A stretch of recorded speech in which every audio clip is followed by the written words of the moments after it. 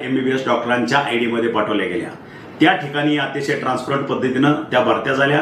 आज जवळपास भरती पूर्ण होत आली आणि त्याच्यानंतर जी व्हेकन्सी होती BAMS च्या डॉक्टरांची जवळपास 283 डॉक्टरांची व्हेकन्सी होती आणि याच्यासाठी जाहिरात प्रसिद्ध झाली।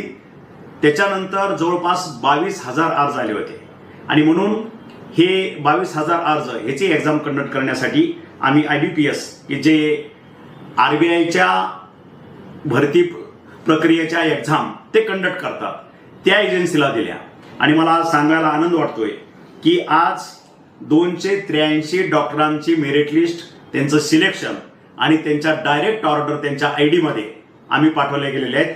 ह्या ठिकाणी अतिशय ट्रान्सपरंट पद्धतीनं जवळपास 22,500 विद्यार्थ्यांचे आलेले अर्ज आणि त्याच्यातल्या मेरिटनुसार 283 मुलांना न्याय देण्यामध्ये आम्ही यशस्वी झालो।